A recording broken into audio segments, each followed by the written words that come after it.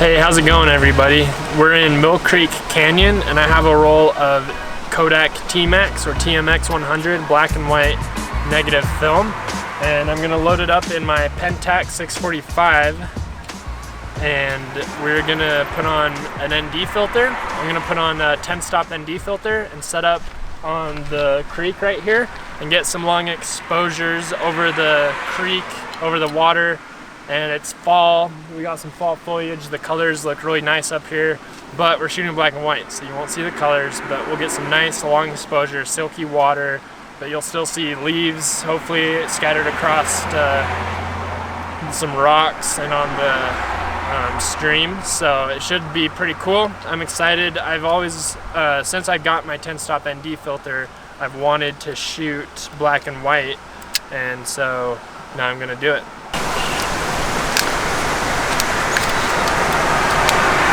I've never shot this film stock. This is brand new film stock for me. ISO 100.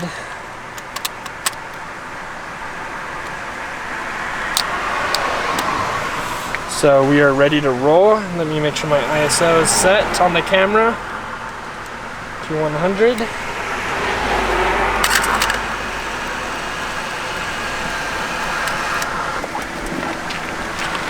So this is a little thing that will hold the plastic casing that holds the gelatin, the Ratin filter. And for those of you who are curious, I bought the Ratin filter on eBay. They don't make them anymore, but eBay has a great selection out of, I mean, I'm sure there's other websites, I haven't looked into them more, but they just have a great selection. There's just companies around the world that like have brand new, like old school film equipment that they just sell off. So that's where I got this Ratin filter, and it's a 10-stop neutral density. So it's really, really dark. Like when you look through it, you can barely see light through it. It'd be a perfect like shade to use during an eclipse if you want to stare at the sun. All right.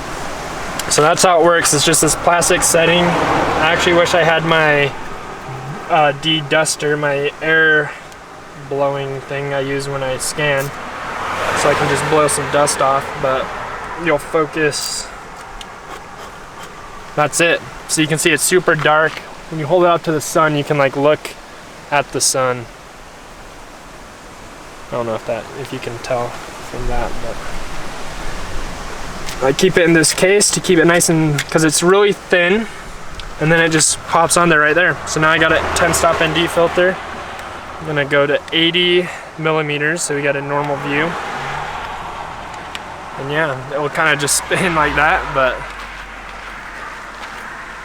yeah, it is so dark. So yeah, it'll be cool. Now I didn't bring a light meter, but this has an internal light meter, but when it's too dark, you actually can't, I don't know if it can sense enough light to meter it. So you're just gonna have to do some calculations. I'll meter it and then I'll just count 10 stops and to figure out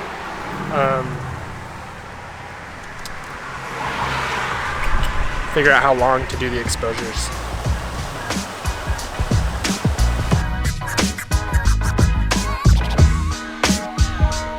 So no ND filter. Let me zoom out a little bit.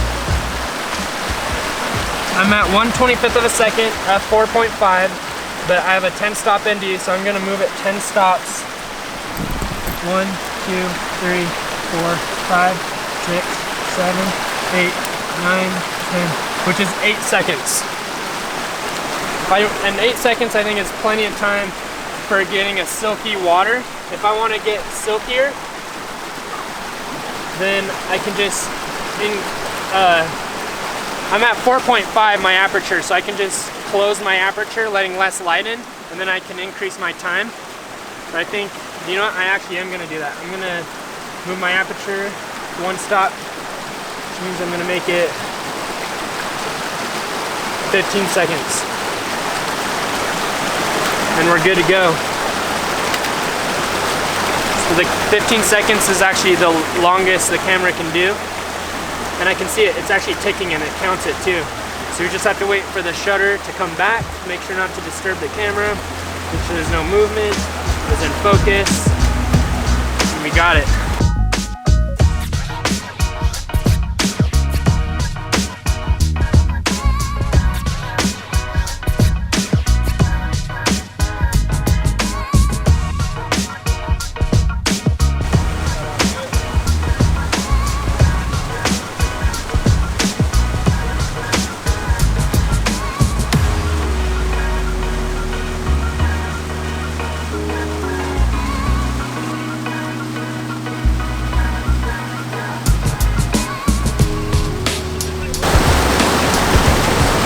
5.6, 1/60th of a second.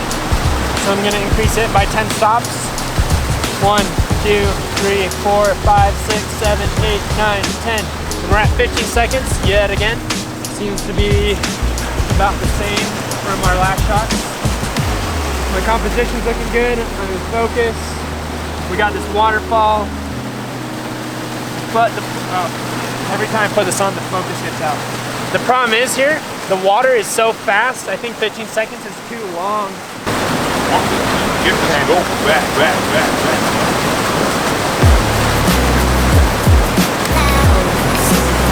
All right, let me get the release cable.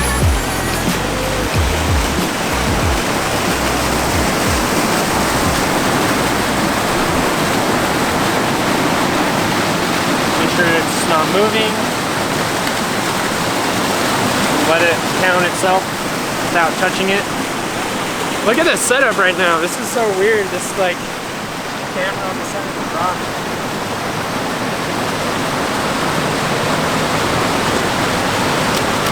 I don't know if you've heard that, but the shutter just went off. Now I'm gonna do something. I'm gonna do it without the ND filter. Increase my aperture to 32.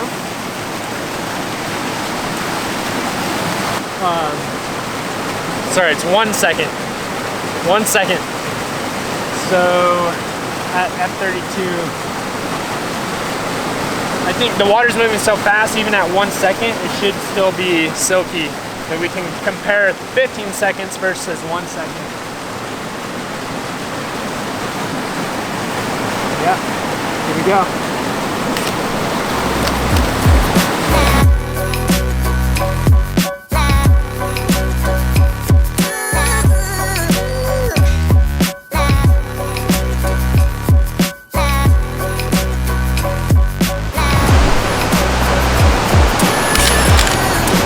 Cool. We got it. I just want to take a cool picture of that. Alright, I have 3 shots left on this roll, but I got at least a few or more good long exposures. The first ones I took, I wasn't just setting it up right, and I was doing a really small aperture at f16, which means I had to do a longer time for the shutter with the 10 stop ND filter, and I did it not long enough. It should have been 32 seconds or longer, and I did one at 10 seconds and one at like 25 seconds or something. So the first few didn't turn out, but then I set up some other ones that I'm really excited to see how they turned out in black and white.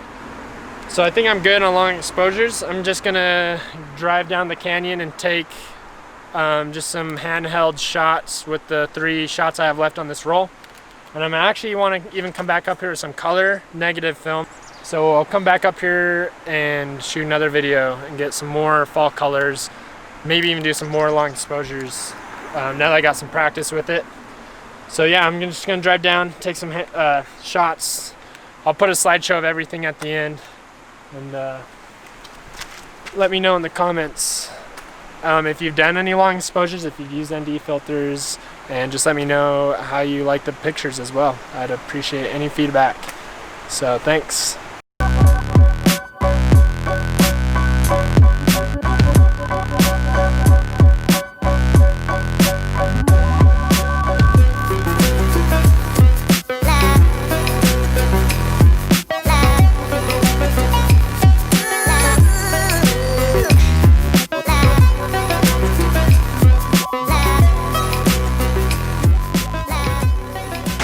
So I finished my roll of black and white film from Kodak.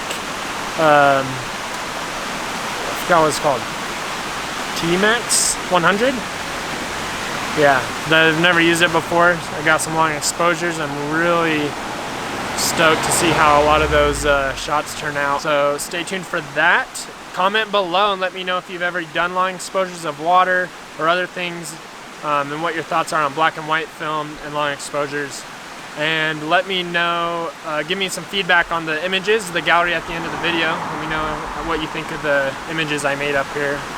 And subscribe, give it a thumbs up if you like it, and I'll see you next time when we come back up here and shoot another video. So until then, keep shooting, stay safe, and good luck.